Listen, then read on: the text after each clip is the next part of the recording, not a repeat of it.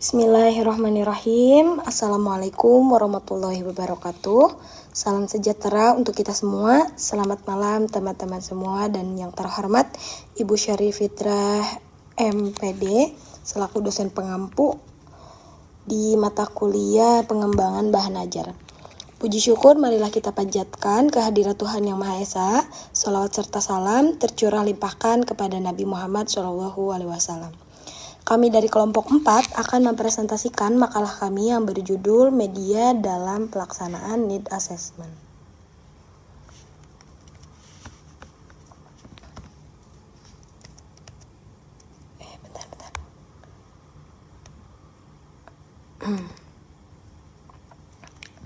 Sebelumnya, izinkan saya memperkenalkan anggota kelompok kami. Di antaranya ada Teh Agita Yuniar, kemudian ada Teh Eka, Teh Gita Amelia Rahma Aziza, ada saya sendiri, Ria Riani Kusnadi, kemudian Teh Suci Julianti, dan Teh Winda Nurwaningsi. Nah, berikut ini adalah pembahasan kita pada malam ini. Yang pertama itu ada pengertian dari need assessment, kemudian kedudukannya dalam bimbingan konseling, lalu jenis-jenis instrumen dalam pelaksanaan need assessment, pengembangan instrumen need assessment dalam BK, lalu ada jenis-jenis medianya, dimensi need assessment dalam BK, kelebihan kekurangan, serta tantangan dan solusi media dalam pelaksanaan need assessment. Nah, need assessment ini merupakan langkah penting dalam penyusunan program BK yang melibatkan pengumpulan, interpretasi, dan sintesis informasi untuk tujuan pengambilan keputusan. Jadi, proses penilaian kebutuhan ini membantu kita sebagai guru BK dapat memahami dengan jelas apa yang dibutuhkan oleh klien, yang dibutuhkan oleh konseli gitu, yaitu orang-orang yang akan kita bantu melalui program BK. Dengan melakukan need assessment dengan baik, maka program BK dapat dirancang agar lebih efektif dan sesuai dengan kebutuhan. Langkah-langkahnya itu termasuk mengidentifikasi masalah atau kebutuhan, kemudian mengumpulkan data, menganalisis data, menentukan prioritas, dan membuat keputusan tentang program yang akan dibuat. Dengan demikian, program BK bisa memberikan manfaat yang lebih besar dalam membantu individu mencapai potensi dan kesejahteraannya. Nah, untuk mengetahui lebih lanjut, mari kita perhatikan dengan baik penjelasan yang akan dipaparkan oleh presentator pertama, yaitu Teh Winda. Nah, dipersilakan Teh. Baik, terima kasih Teh Ria. Di sini saya akan menjelaskan tentang kedudukan need assessment dalam bimbingan dan konseling.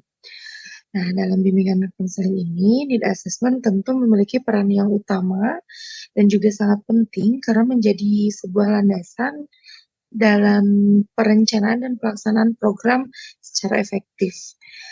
Need assessment juga merupakan kunci utama dalam pengembangan program BK dan sama halnya berperan penting dalam pelaksanaan strategi konseling.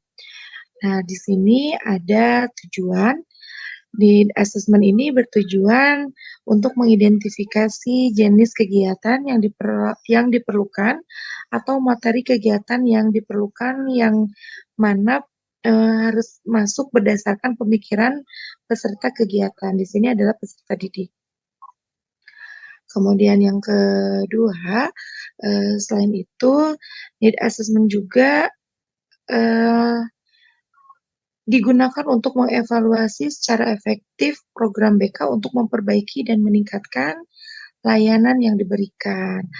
Dan hasil dari evaluasi need assessment ini juga dapat digunakan sebagai dasar untuk merencanakan tindakan atau tindak lanjut dalam layanan, sehingga program dalam BK ini dapat berjalan secara berkelanjutan dan juga responsif terhadap perubahan kebutuhan klien ataupun siswa.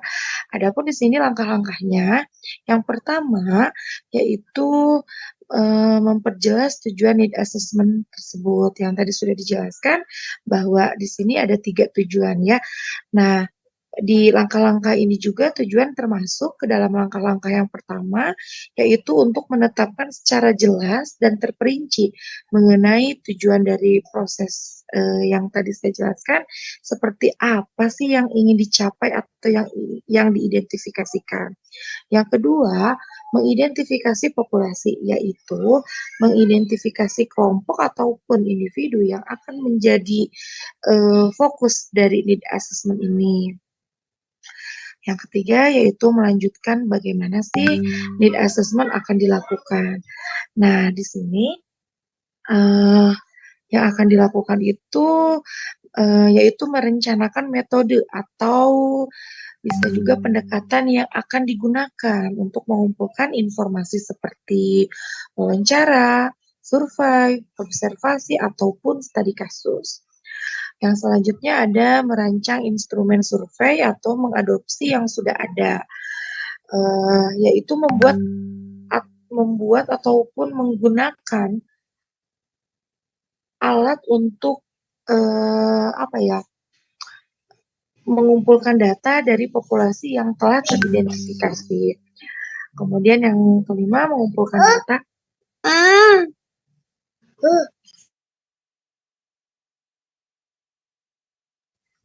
Yang kelima ini mengumpulkan data yaitu melaksanakan proses pengumpulan informasi sesuai dengan metode yang telah ditetapkan sebelumnya.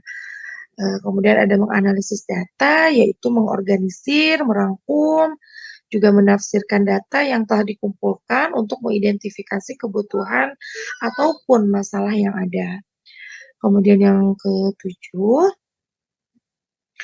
yang terakhir yaitu memanfaatkan hasil, yang mana hal ini menggunakan temuan dari need assessment untuk mengembangkan program atau kebijakan yang sesuai dengan kebutuhan yang telah diidentifikasi sebelumnya. Nah, ini adalah kedudukan ya, mulai dari tujuan dan juga langkah-langkahnya. Untuk itu saya kembalikan lagi kepada moderator. Baik, terima kasih Teh Winda atas pemaparannya. Kemudian kita akan beranjak ke materi selanjutnya yang akan dijelaskan oleh presentator kedua yaitu Teh Suci. Dipersilakan.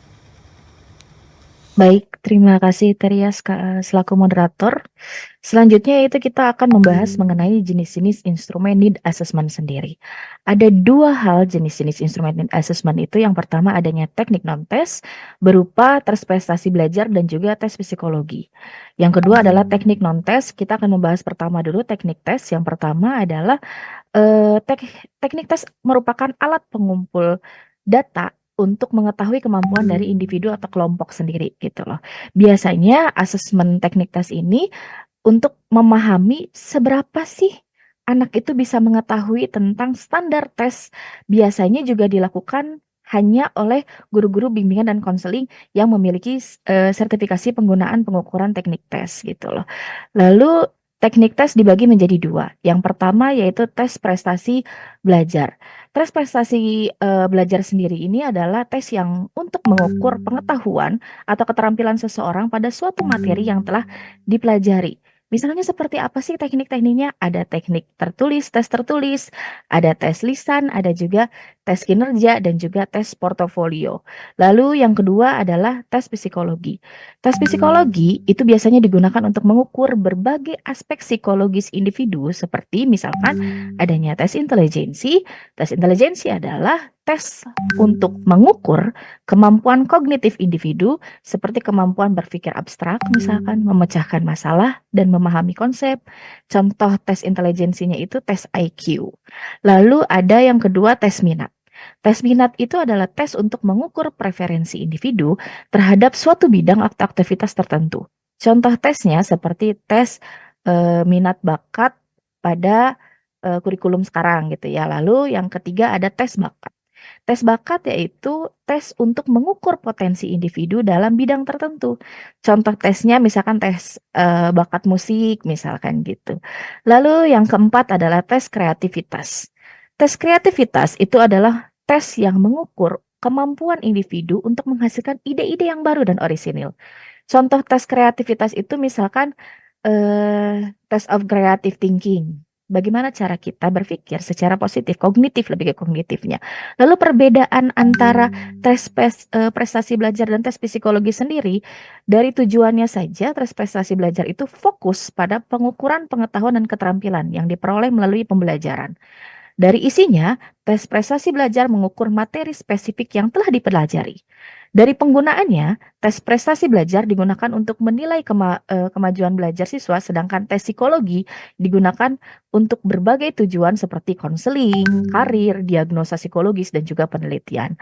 Baik, selanjutnya ke teknik non-tes. Teknik non-tes sendiri, asesmen teknik non-tes merupakan teknik asesmen yang tidak baku atau terstandar. Biasanya sebagian besar merupakan hasil produk pengembangan guru BK sendiri atau konselor di sekolah. Contoh-contoh asesmen teknik non-tes adalah yang pertama mungkin rekan-rekan bisa melihat ada angket atau kuesioner. Angket kuesioner adalah salah satu instrumen yang paling sering sekali digunakan dalam need assessment.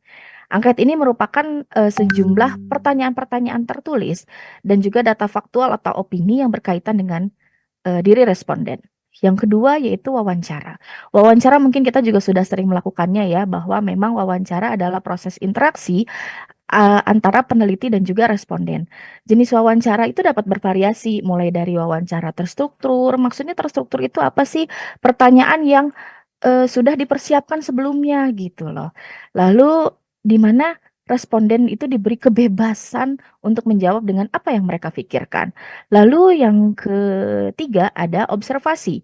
Observasi itu biasanya salah satu pengamatan langsung terhadap situasi atau perilaku yang mempengaruhi subjek tertentu gitu loh. Berarti kita harus mengamati sesuatu hal gitu ya. Biasanya pengamat itu mencari informasi yang sesuai dengan topik untuk nantinya menjadi evaluasi.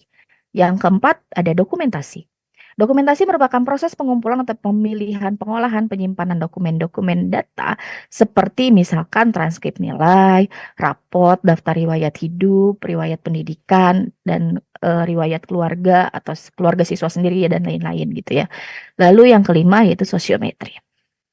Berbeda dengan angket dan skala psikologi, metode sosiometri ini bertujuan untuk meneliti hubungan antar anggota kelompok. Misalkan seperti ini, di salah satu kelas kita ingin melihat ada anak yang terisolasi, ada anak yang tidak bisa bersosialisasi baik, tetapi secara penelaahan dan secara kasat mata kita tidak bisa melihat bahwa apakah anak ini benar-benar anak yang terisolasi atau tidak. Oh, apakah anak ini memang benar-benar anak yang memang menjadi paling populer atau tidak dilihat dari sosiometri. Jadi sosiometri juga dapat mengungkap banyak sekali eh, penyelidikan tentang kesukaan teman-teman di kelasnya, pekerjaan, sekolah, dan juga yang lainnya. Yang keenam yaitu AUM atau alat ungkap masalah. Alat ungkap masalah ini biasanya untuk mengungkapkan aspek-aspek permasalahan yang sedang dihadapi siswa atau konseling. Pada perkembangannya, kondisi permasalahan siswa atau konseli pada kehidupan sehari-hari ini biasanya diungkapkan melalui AUM, alat ungkap masalah gitu ya. Dan biasanya dimanfaatkan untuk melaksanakan kegiatan pelayanan, bimbingan, dan konseling oleh guru BK sendiri. Yang terakhir yaitu ITP. ITP yang akan menghasilkan nanti alatnya yang disebut dengan ATP gitu ya. Inventory tugas perkembangan. Merupakan salah satu instrumen yang digunakan untuk mengukur tingkat perkembangan individu. Lalu yang bertujuan untuk membantu guru BK menyusun suatu program layanan yang dibutuhkan sesuai dengan kebutuhan peserta didik dari mulai SD, SMP, SMA, dan juga perguruan tinggi. Mungkin sekian pemaparan saya mengenai jenis-jenis instrumen. Saya kembalikan ke moderator. Terima kasih. Baik, terima kasih Teh Suci atas paparannya. Untuk materi selanjutnya akan dijelaskan oleh presentator ketiga yaitu Teh Agita. Dipersilakan Teh.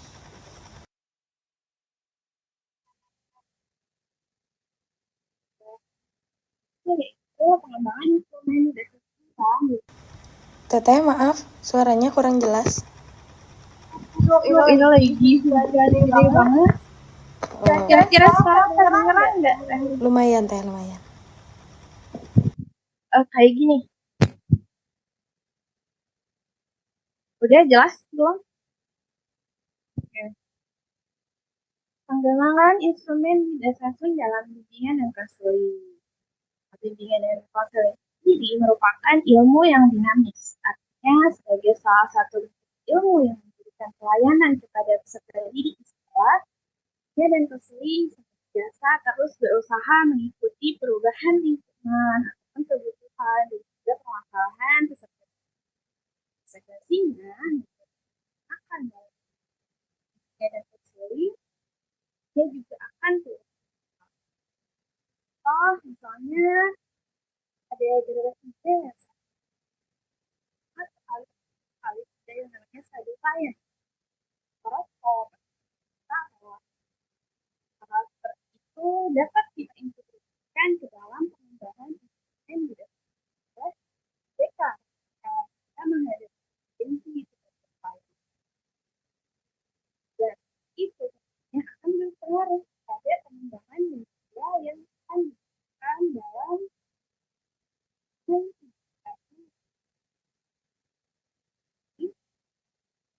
mengenainya.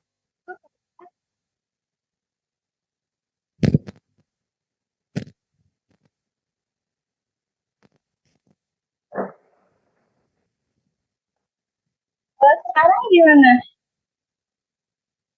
Soalnya lagi hujan gede banget ini. Teteh kayaknya harus dideketin mungkin.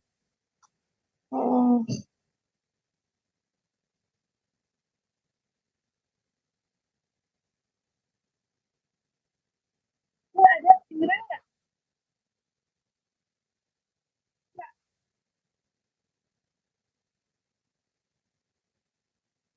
Seperti yang jauh, Tegit. Suaranya. Hujan gede banget semuanya. Kayaknya ada gangguan sinyal deh.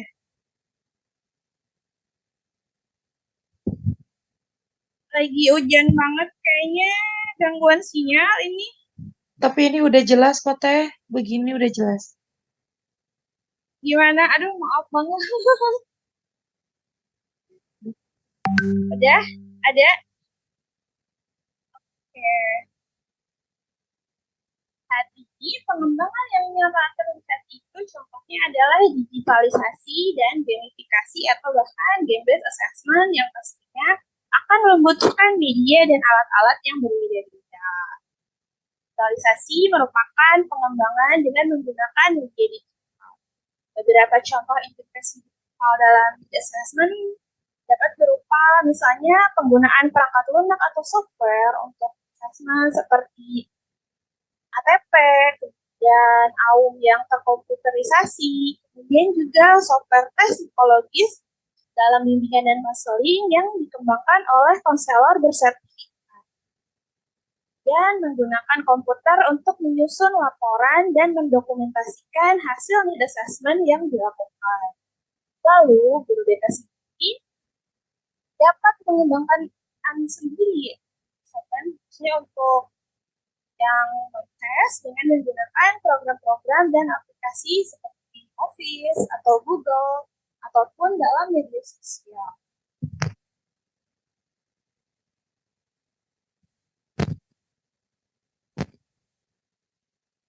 Lalu kemudian gamifikasi dan juga game-based assessment. Gamifikasi itu merupakan elemen-elemen game yang dapat dimasukkan ke dalam materi need assessment yang mencakup seperti sistem poin, pemberian lencana, papan peringkat, hadiah, atau bahkan tampilan dan konten-konten assessment yang menyerupai game.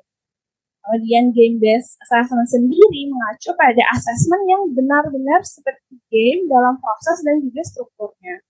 Misalnya seperti permainan interaktif, kemudian puzzle atau skenario yang dirancang untuk mengukur keterampilan, pengetahuan, atau kompetensi-kompetensi tertentu yang dibutuhkan dari peserta didik.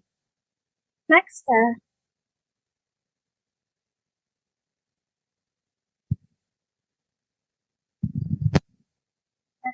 tahapan dalam pengembangan instrumen need assessment dalam bimbingan konseling adalah sebagai berikut: identifikasi tujuan utamanya, kemudian mengidentifikasi tingkah laku yang mewakili konstruk tertentu, Kemudian mengembangkan dimensi dan indikator variabelnya, lalu menyiapkan spesifikasi instrumen dan proporsi item yang menjadi fokusnya, lalu kemudian menentukan besaran atau parameter tentang instrumennya, kemudian mengkonstruksi draft item dengan menyusun item sebanyak-banyaknya, lalu mereview item-item tersebut, lalu melakukan uji coba awal, setelah itu melakukan uji coba kepada sampel yang lebih luas, melakukan analisis statistiknya, dan mendesain dan melakukan perhitungan validitas dan reliabilitas instrumennya sendiri, dan yang terakhir mengembangkan panduan atau pedoman untuk pengadministrasian,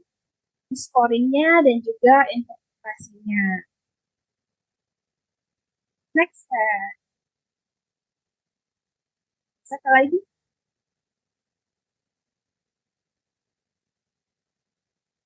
Untuk jenis-jenis media yang dapat digunakan dalam lead assessment tentunya dipengaruhi oleh jenis instrumen yang dipilih. Itu merupakan beberapa jenis media yang dapat membantu dalam pelaksanaan lead assessment berdasarkan fungsinya. Yang pertama ada media untuk penyampaian informasi seperti peralatan presentasi, kemudian mikrofon, gambar, dan juga video yang digunakan untuk penyampaian informasi mengenai lead assessment itu sendiri ataupun memaparkan hasilnya setelah selesai dilakukan. Kemudian yang kedua ada media untuk pengumpulan datanya. Media ini disesuaikan dengan metode dan instrumen lead assessment yang dipilih oleh guru BK. Contohnya seperti dokumen atau form instrumen itu sendiri, baik yang digunakan oleh guru BK dan juga murid-murid, seperti dokumen list pertanyaan wawancara, kemudian kuesionernya, lalu soal-soal yang digunakan. Dan ada juga software atau program dan aplikasi instrumen. Seperti program tes psikologis atau pengisian kuesioner dengan menggunakan Google Form. Kemudian peralatan pengukuran instrumen yang berupa alat bantu masing-masing instrumen yang digunakan, seperti misalnya papan permainan, kemudian kartu untuk assessment dengan bentuk identifikasi, kemudian alat tulis atau alat gambar, dan peralatan lainnya yang dibutuhkan. Dan audio recorder dan juga video recorder yang dapat digunakan misalnya untuk dalam wawancara ataupun juga observasi, dan tablet juga untuk pengumpulan data berbentuk digital. Yang ketiga, media untuk menyimpan data. Ini berupa arsip, komputer, smartphone, dan juga storage sebagai digitalisasi dari lemari arsip. Here ada media untuk mengelola datanya sendiri. Komputer, kemudian program software atau aplikasi khusus olah data instrumen assessment seperti APP yang digunakan untuk mengolah data inventory tugas penerbangan. Dan ada program atau software dan aplikasi olah data umum seperti misalnya program-program statistik. Sekian pemaparan dari saya mengenai pengembangan instrumen dan jenis-jenis media yang digunakan untuk membantu dalam lead assessment. Saya kembalikan kepada moderator. Baik, terima kasih Teh Agita atas paparannya. Kemudian kita akan beranjak ke materi selanjutnya yang akan dijelaskan oleh Teh Eka. Persilakan Teh. Baik, Ria, terima kasih. Baik, selanjutnya ada dimensi need assessment dalam bimbingan dan konseling. Nah, di sini ada peran media sosial. Nah, jadi peran media sosial ini adalah alat yang sangat berguna dalam pelaksanaan evaluasi kebutuhan need assessment. Nah, jadi media sosial ini memiliki peran yang signifikan dalam melaksanakan need assessment karena memungkinkan para peneliti untuk mengumpulkan data dari kelompok besar responden dengan cepat dan dengan biaya yang relatif rendah. Nah, ada beberapa peran utama yang media sosial dapat memainkan dalam pelaksanaan need assessment ini. Yang pertama, mengakses kelompok yang luas dan diversifikasi responden. Nah, jadi media sosial ini memungkinkan peneliti untuk mengakses responden dari kelompok yang sangat beragam, termasuk orang-orang dari berbagai latar belakang, kelompok usia, pendidikan, dan tempat tinggal. Nah, ini akan memberikan kesempatan untuk mendapatkan sudut pandang yang lebih luas dan lebih beragam tentang masalah atau kebutuhan yang sedang dievaluasi. Lalu yang kedua ada distribusi cepat dan mudah. Nah, jadi dibandingkan dengan metode tradisional seperti survei kertas, media sosial memungkinkan distribusi yang lebih cepat dan mudah dari pertanyaan-pertanyaan evaluasi. Nah, sebuah postingan di media sosial ini dapat dilihat oleh ribuan bahkan jutaan orang dalam waktu yang singkat. Lalu yang ketiga ada interaksi aktif dengan responden. Nah, jadi media sosial ini memungkinkan interaksi langsung dan real time dengan responden. Nah, lalu melalui komentar dan balasan atau pesan langsung, jadi peneliti dapat mengklarifikasi pertanyaan atau meminta penjelasan lebih lanjut atas jawaban dari responden tersebut. Lalu yang keempat ada analisis sentimen dan tren. Nah, dengan bantuan algoritma dan pulse analisis data, jadi media sosial memungkinkan peneliti untuk mengumpulkan dan menganalisis data dengan cepat, termasuk analisis statement seperti perasaan positif, negatif, atau netral. Nah, jadi tren yang mungkin terkait dengan topik evaluasi tersebut. Lalu yang kelima ada kolaborasi dan penyebaran informasi. Nah, jadi media sosial ini juga memungkinkan kolaborasi dan penyebaran informasi yang efisien. Nah, dengan berbagai data dan hasil evaluasi secara langsung di platform-platform tersebut. Nah, jadi peneliti dapat mengajak diskusi lebih lanjut dan mendapatkan masukan dari berbagai pihak yang tertarik. Lalu selanjutnya contoh penggunaan media sosial dalam need assessment. Nah, di sini ada UNICEF. Nah, jadi UNICEF ini menggunakan Facebook dan Twitter untuk menyebarkan survei tentang kebutuhan anak-anak di daerah bencana, seperti akses terhadap makanan, air minum, dan tempat tinggal. Lalu yang kedua ada pemerintah ini menggunakan Instagram dan WhatsApp untuk mengumpulkan data tentang kebutuhan masyarakat selama pandemi. Lalu yang terakhir LSM ini menggunakan forum online untuk mendiskusikan hasil need assessment dan merumuskan strategi intervensinya. Lalu selanjutnya ada dimensi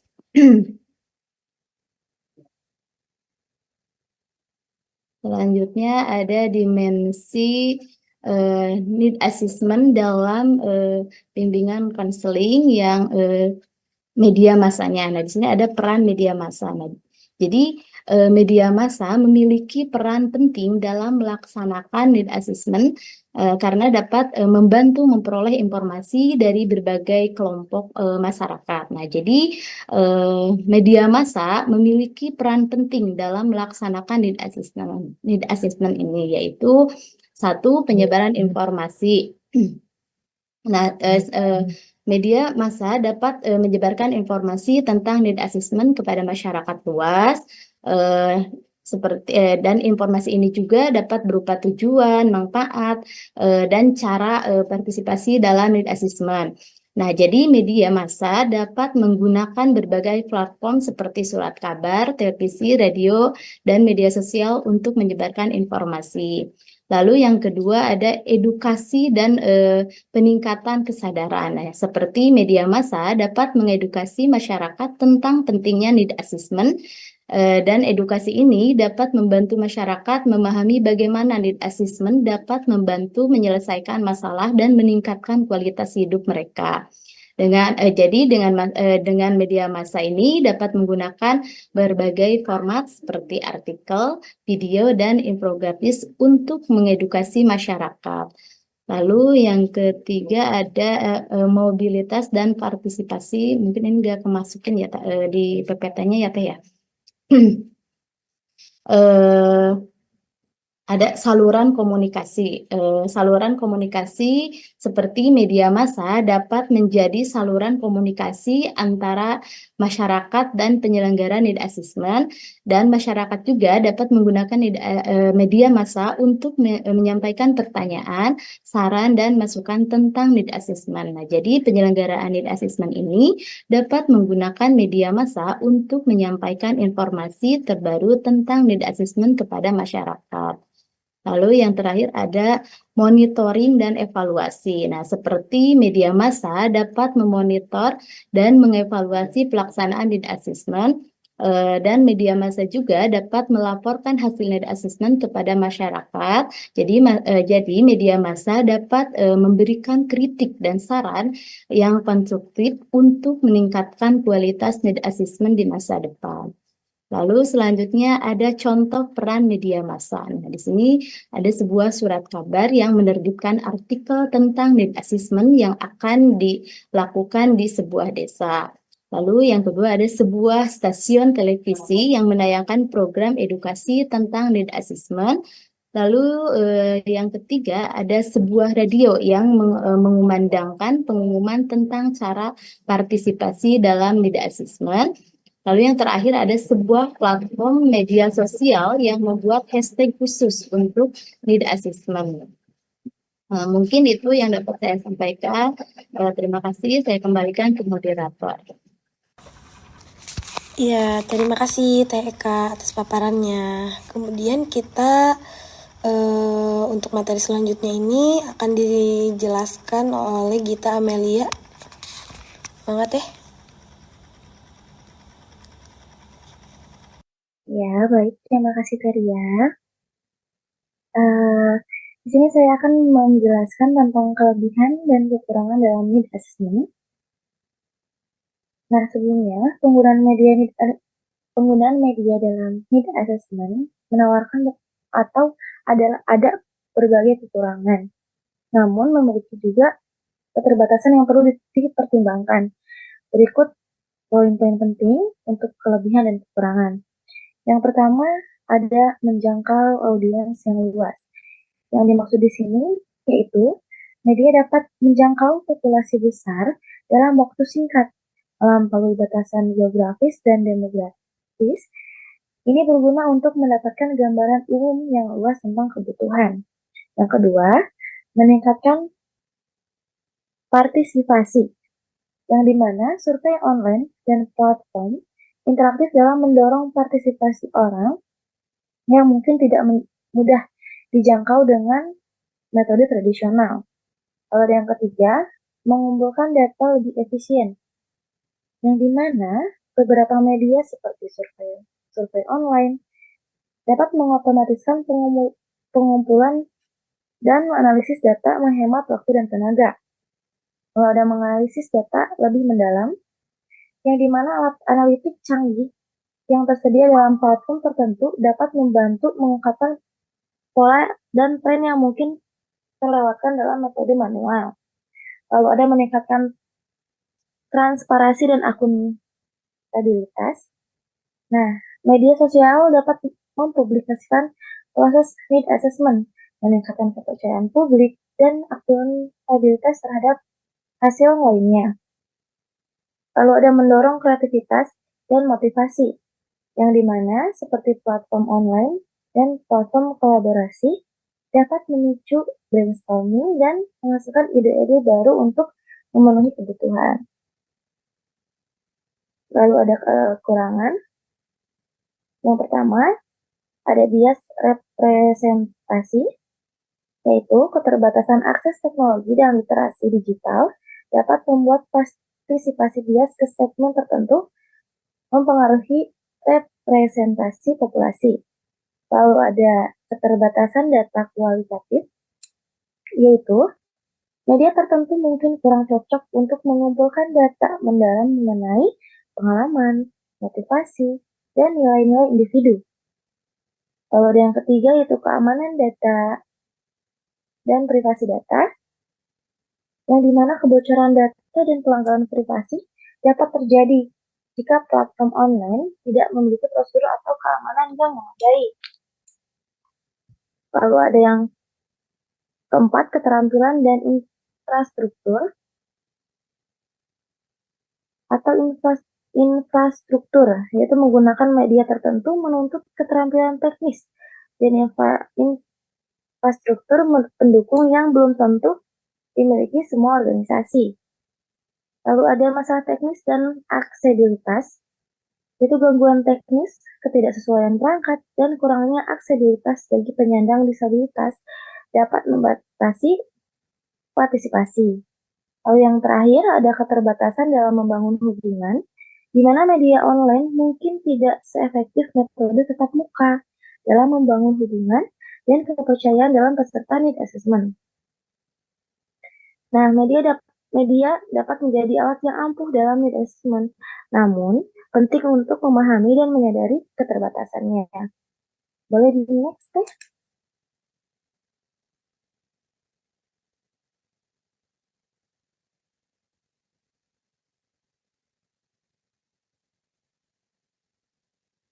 Nah, terlepas dari itu, ada pun tantangan dan solusi dalam pelaksanaan need assessment, yang dimana penggunaan media dalam need assessment menawarkan berbagai manfaat, namun pelaksanaannya juga menghadirkan berbagai tantangan yang perlu diatasi. Nah, adapun poin-poin tantangan dan solusi, kita ungkap yang tantangan terlebih dahulu. Yang pertama ada keterbatasan akses dan literasi digital, yang dimana kesenjangan akses internet dan kemampuan menggunakan teknologi dapat membatasi partisipasi kelompok tertentu. Nah, jadi tidak semua orang mampu untuk mengaplikasikan media ataupun mendapatkan internet dengan mudah. Lalu yang kedua ada bias dan misinformasi. Nah, penyebaran informasi yang tidak akurat dan bias dapat mempengaruhi kualitas data dan hasil need assessment. Yang ketiga ada keamanan data dan privasi. Kebocoran data dan pelanggaran privasi dapat terjadi pada platform online yang tidak aman, sama seperti yang tadi di kekurangan. Lalu ada ketidakefisienan waktu, yang dimana penggunaan media tertentu seperti forum online dapat membutuhkan waktu dan sumber daya yang cukup banyak untuk mengelolanya. Mungkin untuk mengisinya itu lebih cepat, namun untuk mengolah hasil datanya itu membutuhkan waktu yang lama. Lalu ada keterampilan dan pelatihan. Pengguna perlu memiliki keterampilan dan pelatihan yang memadai untuk menggunakan media secara efektif. Karena biasanya kalau media itu di mana kita formatnya salah satunya ada yang salah, bisa saja mungkin kemungkinan besar untuk semuanya ada yang salah juga. Lalu ada ketidakjelasan interpretasi, yang dimana data yang dikumpulkan melalui media online mungkin lebih sulit untuk diinterpretasikan dibandingkan dengan metode tradisional. Nah, terlebih dari tantangan tersebut, ada pun solusinya. Ini apa nih solusinya? Yang pertama ada memilih media yang tepat. Nah, sesuai jenis media dengan target audiens, tujuan need assessment dan sumber daya yang tersedia. Yang kedua ada meningkatkan akses dan literasi. Nah, berikan pelatihan dan edukasi tentang penggunaan media dalam need assessment, terutama bagi kelompok yang tertinggal. Jadi lebih memaparkan bagaimana aksesnya, literasi bagaimana cara penggunaannya, seperti itu. Lalu yang ketiga ada memastikan keamanan data. Nah, gunakan platform yang aman dan terjamin serta terapkan protokol privasi data yang ketat, karena media dalam backup pun adanya akses kerahasiaan. Nah, di sini jadi tantangan media itu dapat solusinya dengan memastikan keamanan data yang sangat privasi. Lalu ada yang keempat, yaitu mendesain survei yang efektif. Nah, buat pertanyaan yang jelas, ringkas, dan mudah dipahami untuk meningkatkan kualitas data. Pertanyaan-pertanyaan dalam asesmen pun harus dapat dimengerti oleh audiens, karena agar mempermudah untuk pengisiannya. Lalu ada membangun komunitas, yaitu ciptakan forum online yang interaktif dan suportif untuk mendorong partisipasi dan diskusi yang konstruktif. Yang terakhir ada memantau dan mengevaluasi. Lakukan monitoring dan evaluasi secara berkala untuk memastikan efektivitas penggunaan media dalam need assessment. Nah, ada pun tipsnya. Boleh slide tips. Nah, ada 5 tips untuk dalam media pelaksanaan need assessment. Yang pertama, lakukan riset awal untuk memahami kebutuhan dan karakteristik target audiens Anda atau kalian. Nah, kayak riset awal untuk memahami kebutuhan tuh kayak gimana sih? Bagaimana kita untuk mengatur pertanyaan yang untuk disampaikan, ataupun bagaimana tampilan dalam media tersebut. Ada yang kedua, gunakan kombinasi media yang berbeda untuk menjangkau audiens yang lebih luas, seperti menggunakan GForm atau G-Drive, yang mungkin media ini tuh lebih mudah dijangkau untuk secara luas. Lalu ada libatkan pemangku kepentingan dalam proses need assessment untuk meningkatkan akuntabilitas dan transparansi. Lalu yang keempat, gunakan alat analisis data yang tepat untuk mengolah data yang terkumpul, seperti menggunakan format aplikasi Excel, ataupun ada aplikasi-aplikasi yang mungkin biasanya langsung otomatis ketika kita mengisi data ke dalam Excel ataupun aplikasi lainnya. Lalu ada yang terakhir, yaitu dokumentasikan proses dan hasil need assessment dengan baik untuk keperluan audit dan pembelajaran di masa depan. Nah, tidak kalah pentingnya dokumentasi pun harus selalu ada dalam keperluan audit ataupun hal yang mungkin nantinya diperlukan untuk pertanggungjawaban di need assessment tersebut. Nah, meskipun terdapat beberapa tantangan penggunaan media dalam need assessment, dapat menjadi solusi yang efektif dan efisien untuk mendapatkan data yang akurat dan komprehensif. Dengan menerapkan solusi yang tepat dan cermat, Anda dapat memaksimalkan manfaat media dan meminimalisirkan resikonya, menghasilkan need assessment yang berkualitas dan bermanfaat bagi pengambilan keputusan maupun untuk audiens ataupun untuk keperluan hal yang lainnya. Sekian dari saya kembalikan kepada moderator. Baik, terima kasih Teh Gita atas paparannya. Nah, baiklah, selesai sudah pemaparan materi dari yang telah dijelaskan oleh anggota kelompok kami malam ini.